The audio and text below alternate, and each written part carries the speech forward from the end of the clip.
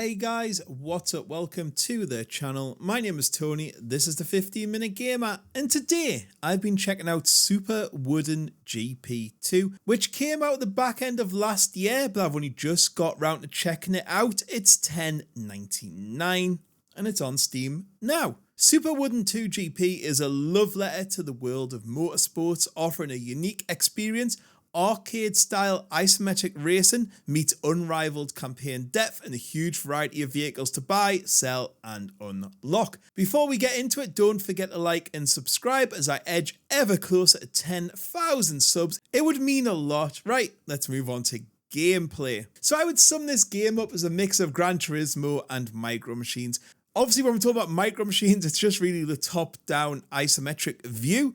But when you talk about Gran Turismo, it has that like overriding map with like dealers on. You can view different dealers and they're all different countries as well. So all the Japanese cars, all the German cars, the American cars are under that dealer.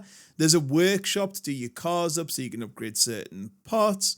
When you're ready to race, there's an arcade, which is like a certain time to complete a stage. And if you don't, you lose a life.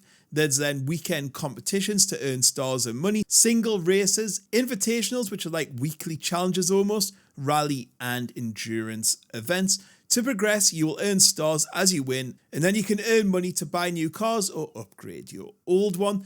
The loop starts out all right, but then gets really grindy. And there was sometimes I was like, I can't really see a way out of this situation. I need a car. But I'm just going to have to do the same thing over and over again to get it to move on. The rally was pretty fun, but I hated the co-driver voice. I didn't like it at all. Arcade was good, but I didn't like the arcade filter they put over the top, but it was fun to see if you can do it in that time. Moving on to the racing, as that's the main thing. It's tight, it's quick, it's like over in a few laps mainly, and it's pretty exciting. However, it is death an arcade race. Most corners you won't even brake until you get the faster cars.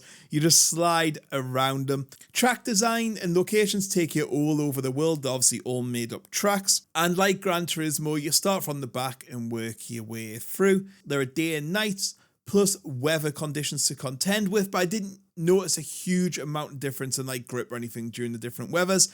There are 180 cars to choose from with a bunch of tracks, but bear in mind there is no online multiplayer apart from leaderboards and just local multiplayer. The AI provides a good challenge. It isn't massively cheaty and there's no sort of like rubbish rubber band in here, so it does offer a good challenge. Sound, graphics and bugs. Graphics wise, I would say it looks pretty decent with some nice touches. The tracks are nicely detailed. However, some of the tracks did annoy me a little bit with like just left on rally and like bulldozers left in the middle of the road as well. The curbing's not quite accurate on race circuits like you have it on the inside. Never ever does for some reason. But again, it's an arcade game. It's to be expected. The UI though is the biggest problem I have with the whole game.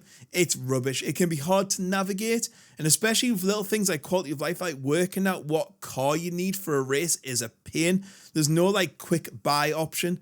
And you got to come out all the menus to then go into the dealer to look for the car to then buy it, to go back to check you've got the right one. It's a bit annoying. You should just be able to click on it and it should be able to take you to the car. Sound-wise, it's not bad at all. I wasn't a huge fan of the music, though. It got a bit repetitive, and the engine noises constantly sound like it's just at the top of the rev range all the time. But there are differences between the engines, like Rally to Race and to like American Muscles, which was nice to hear. There's no like voice lines apart from the Rally person, which I didn't enjoy at all. Bugs, there was a few random slowdowns, but on the whole, I didn't notice anything too much. So overall, this is one of these games which is very satisfying when you get it right and you do well, because you're usually just trying to make your car a little bit better, a little bit better, a little bit better. You'll get better each race. The racing is exciting and mainly competitive. Like, you're not just guaranteed to win, like on some arcadey racing games. I do have a few gripes though. One would be the camera. It works fine at lower speeds, but once you start moving up to the faster cars, it becomes a real issue. Basically, you have to choose between staring at the minimap or memorizing the track, and it means you're not really getting involved in the racing like I would like. Cars are way too expensive to buy. They don't have much trade-in value, which just basically adds to the grind, which was really starting to annoy me after a while. The game does a poor job of explaining which cars qualify for which events you want to race in. So every now and then, as I said before, you'll be doing this. You'll have to grind and grind and grind and grind, keep doing the same race series. And also then you're like, well, what car is it? And you're not there easy. So yeah, I think that could have been changed. And also the last thing is the same NPC tends to win the race each time. There's a little variation, which means if you don't win, you can't like win that race weekend. It's always the same one at the front. I think that could do for a bit of change. So like if someone wins the race first time round, it doesn't mean they're going to win it second. So if you come second twice, you may win the championship, for example. All in all, though, this is a fun game. The dev clearly has a love for the game. It's receiving constant updates. If you're looking for a fun arcade racer, then I think you could do way worse than this. And it's priced at a super fair price, I think. Right, guys, that's all I have to say. Take care and catch you on the next one.